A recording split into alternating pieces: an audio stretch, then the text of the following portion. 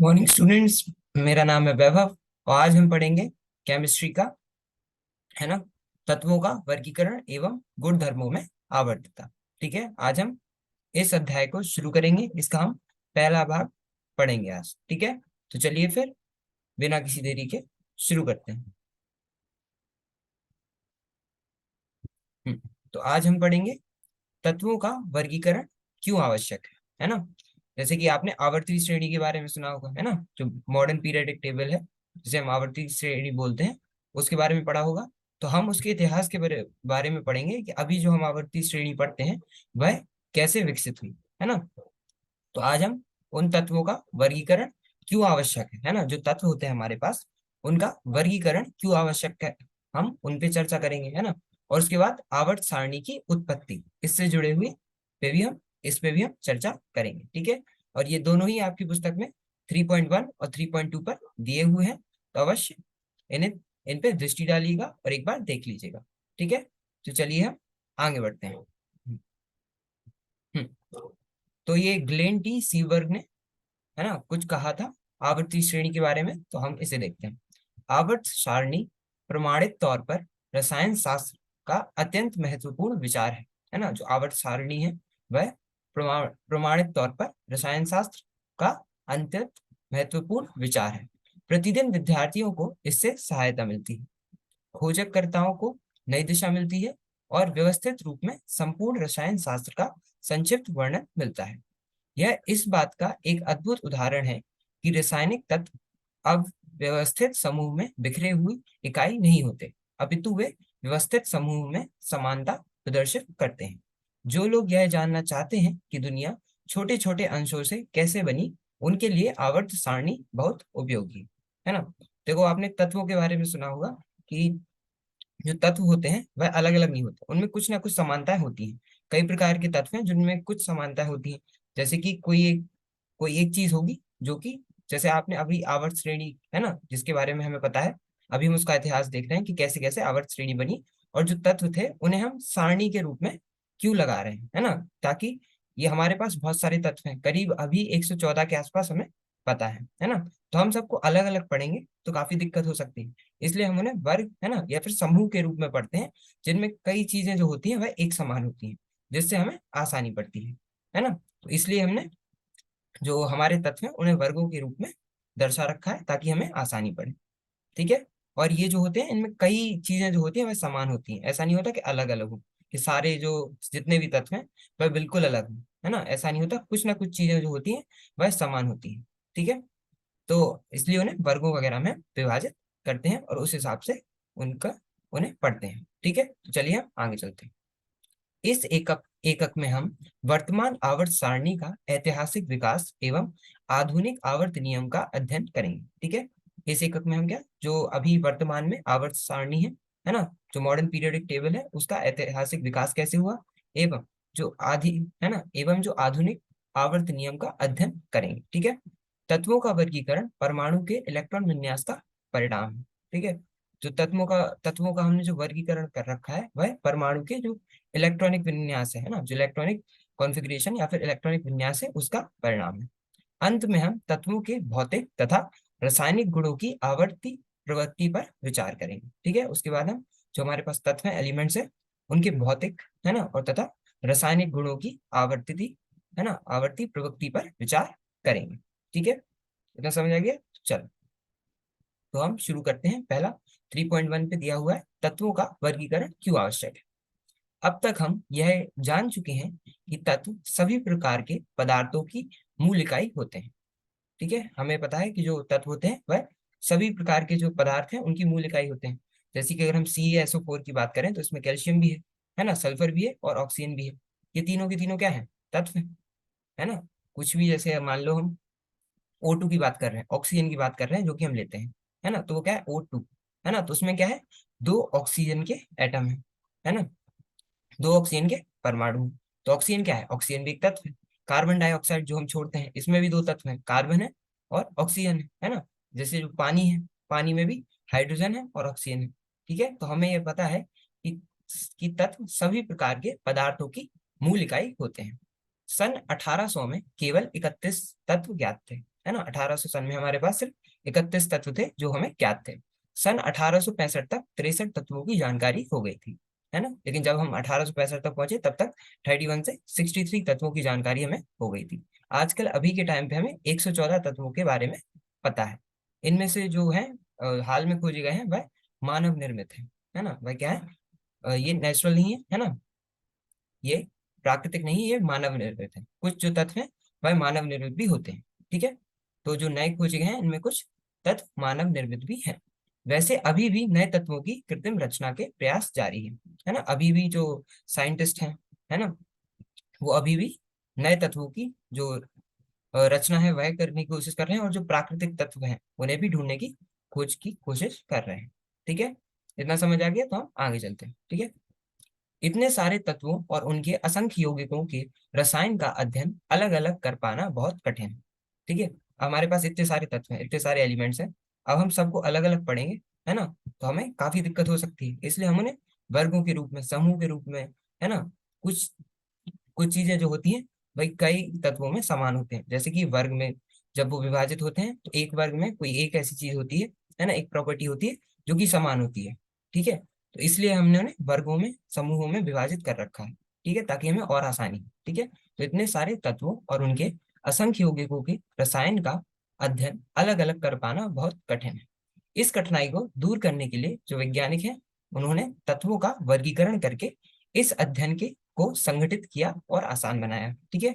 इसलिए इसी कठिनाई को दूर करने के लिए जो वैज्ञानिक थे उनने तत्वों का वर्गीकरण किया और इस अध्ययन को संगठित किया, है ना। उन्हें हमने समूह के रूप में लाया तत्वों को वर्गीकरण करके, और उनका जो अध्ययन हुआ वह आसान हुआ, ठीक है। इतना ही नहीं, इस संक्षिप्त तरीके से सभी तत्वों से संबंधित रासायनिक तथ्यों का अध्ययन तर्क संगत रूप से तो कर ही सकेंगे, है ना। और इसके बाद क्या है ना, संक्षिप्त तरीके से जितने भी हमारे पास तत्व हैं, है ना, उनसे संबंधित जो रासायनिक तथ्य हैं उनका अध्ययन अब हम तर्क संगत, है ना, लॉजिकल वे में तर्क संगत रूप से कर सकेंगे, ठीक है। भविष्य में खोजे जाने वाले अन्य तत्वों के अध्ययन भी में भी मदद मिलेगा, है ना। और जब हम समूह के रूप में या फिर वर्गीकरण कर रहे हैं तो इससे जो भविष्य में हमें तत्व मिलेंगे उनके अध्ययन में भी मदद मिलेगी, ठीक है।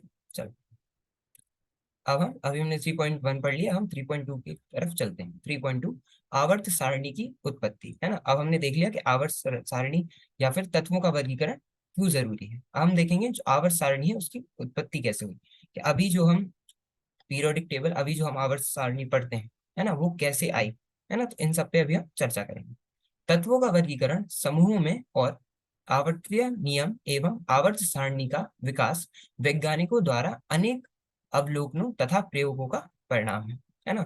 जो तत्वों का जो हमने वर्गीकरण किया तो हमने कई प्रकार के, है ना, कई प्रयोग किए, जिसके बाद हमारे पास जो अभी आवर्त सारणी है ना, जो मॉडर्न पीरियोडिक टेबल है वह हमें प्राप्त हुई, ठीक है। तो जर्मन रसायन जॉन डाबर्नियर ने सन 1800 के प्रारंभिक दशकों में इस बात की और संकेत किया कि तत्वों के गुणधर्मों में निश्चित प्रवृत्ति होती है, ठीक है। सबसे पहले जर्मन जो रासायनिक थे जिनका नाम था जॉन डाबर्नियर, है ना, इन्हें हम डाबर्नियर के नाम से जानते हैं। इन्हें त्रिक का नियम दिया था, है ना। डाबर्नियर के लॉ ऑफ ट्रायोस थे, है ना, त्रिक के नियम थे, अभी हम उन्हें पढ़ेंगे।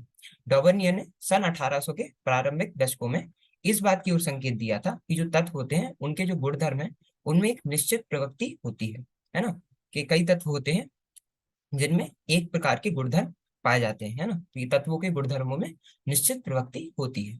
सन 1829 में उन्होंने समान भौतिक एवं रासायनिक गुणों वाले तीन तत्वों के समूहों त्रिकों की तरफ ध्यान आकर्षित किया, ठीक है। अब सन 1829 में जो जॉन डाबर्नियर थे उन्होंने समान भौतिक एवं रासायनिक गुणों वाले तीन तत्वों को समूह की तरफ ध्यान आकर्षित किया, है ना। डाबर्नियर ने क्या किया था, डाबर्नियर ने तीन तीन के, है ना, तीन तीन के समूह बनाए थे, जिसमें हमारे पास तीन तत्व होते थे, और जो पहला और तीसरा तत्व था, है ना, इनके हम अगर हम इनके परमाणु भार को, है ना, इनके जो परमाणु भार को हम, जैसे पहला तत्व है तीसरा तत्व है, अगर हम इनके परमाणु भार को मिला के उसका औसत निकालें तो हमें जो बीच में, है ना, जो मध्य में तत्व है उसका परमाणु आभार मिल जाता था, है ना, एटॉमिक मास, है ना, मास नंबर या फिर एटॉमिक मास मिल जाता। और जो गुणधर्म होते थे वह भी पहले और तीसरे के मध्य में ही कहीं आते थे, है ना। तो इनने सबसे पहले समूहों के रूप में तत्वों को लगाना शुरू किया था, है ना।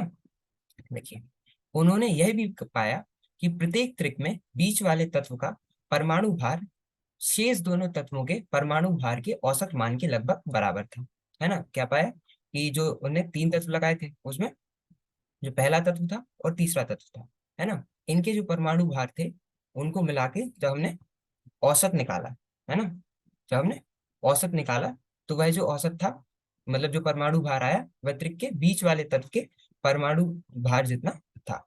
ठीक है, औसत मान के लगभग बराबर था। ठीक है, अभी हम सारणी 3.1 में से देखेंगे। साथ ही मध्य वाले तत्व के गुणधर्म शेष दोनों तत्वों के गुणधर्मों के मध्य पाए गए, है ना। और साथ ही जो बीच वाला जो मध्य वाले तत्व हैं, उनका जो गुणधर्म है, देखो जैसे पहला उन्हें तीन के समूह में लगाया था, तो पहला और जो तीसरा था, है ना, उनका जो उनके जो परमाणु धर्म, है ना, परमाणु भार था, उसका औसत दूसरा वाला जो तत्व था उसके लगभग बराबर आया, है ना। और साथ ही जो मध्य वाले तत्व थे उनके गुणधर्म भी शेष दोनों तत्वों के गुणधर्मों के मध्य पाए गए। ठीक है, तो हमें दिख रहा था कि हम जो तत्व हैं उन्हें समूह में लगा सकते हैं। ठीक है, उनने कुछ, देखिए, ये थे डाबरनियर के त्रिक, है ना। डाबरनियर ने तीन तीन के समूह में तत्वों को बांटा था, मतलब अ, उनका वर्गीकरण या फिर समूह में उन्हें बांटा था। जैसे कि पहला था लिथियम, सोडियम और पोटेशियम, है ना। इसमें देखिए, लिथियम का एटॉमिक मास या फिर परमाणु भार क्या है, 7 है। और पोटेशियम का कितना है, 39, है ना। तो जो सोडियम है उसका कितना आएगा, 39 और 7, हम इनमें का योग करेंगे तो कितना है, 46, और 2 का भाग देंगे तो कितना है, 23, है ना। तो देखिए, परमाणु भार लिथियम का है 7, पोटेशियम का है 39, है ना। और जब हमने इनका औसत निकाला, है ना, 39 + 7 डिवाइड बाई 2, है ना, हमने ये किया 39 और 7 का योग किया और उसे 2 से भाग दिया, तो क्या होगा, लिथियम और पोटेशियम का योग आएगा, मतलब औसत आएगा, तो कितना आ रहा, 23 आ रहा, जो कि किसके, सोडियम के परमाणु भार के बराबर है ना। तो उन्हें ये समूह दिया था। और ऐसे ही कैल्शियम, स्ट्रोंशियम और बेरियम का, है ना, है ना। जैसे यहाँ पे कैल्शियम, स्ट्रोंशियम और बेरियम, है ना, इन तीन के समूह में भी इन तत्वों को लगाया, है ना। तो अगर हम देखें तो कैल्शियम का परमाणु भार कितना है, एटॉमिक मास कितना है, 40 है ना। कैल्शियम का एटॉमिक मास या फिर परमाणु भार 40 है। और ऐसे ही बेरियम का भी जो एटॉमिक मास या फिर परमाणु भार है वह कितना है, 137 है ना। कितना है, 137 है ना। तो अगर हम इसका औसत निकालें, है ना, तो वह 88 के लगभग लगभग बराबर आएगा, है ना। क्योंकि कितना हुआ, 137 और 40 कितना हुआ, 177 हुआ। इसे हम 2 से भाग देंगे तो कितना आएगा, 8, है ना। तो ये आएगा 88.5, है ना। कितना आएगा, 88.5, जो कि किसके, 88 के बराबर है ना। सिर्फ आधा जो था उसका फर्क है, तो लगभग लगभग बराबर है। तो कैल्शियम और बेरियम का भी जो हम परमाणु भार का औसत निकाल रहे हैं, तभी वह क्या, स्ट्रोंशियम के लगभग लगभग बराबर आ रहा है ना। तो उनने एक ये समूह दिया था और एक दिया था क्लोरीन, ब्रोमीन और आयोडीन का, है ना। अगर हम देखें तो क्लोरीन का परमाणु भार कितना है, 35.5, और आयोडीन का 127, है ना। तो अगर हम इन दोनों का योग करें तो कितना होगा, ये होगा 162.5 डिवाइड बाई 2, है ना। 162.5 को हम 2 से भाग देंगे तो 81.25 के लगभग आ रहा है ना। तो ये भी लगभग लगभग मतलब 81 और 80, है ना। तो लगभग लगभग बराबर ही है ना। तो इन तीनों में, ये तीन हमने डाबरनियर के त्रिक हैं, जिसमें ये जो तीन समूह हैं, है ना, लिथियम, सोडियम और पोटेशियम, कैल्शियम, स्ट्रोंशियम और बेरियम, और क्लोरीन, ब्रोमीन और आयोडीन, है ना। तो ये थे डाबरनियर के त्रिक। ठीक है, इसमें कोई दिक्कत नहीं ना, चलो। डाबरनियर का त्रिक का नियम कुछ ही तत्वों के लिए सही पाया गया, है ना। जैसे अगर हमने देखें, हमें सिर्फ अभी तीन के समूह ही मिले, है ना, मतलब जो उनने समूह दिए वह तीन के ही मिले, जबकि हमारे पास जो तत्व है वह काफी ज्यादा है ना। एक लिथियम, सोडियम और पोटेशियम है, कैल्शियम, स्ट्रोंशियम और बेरियम है, और क्लोरीन, ब्रोमीन और आयोडीन है।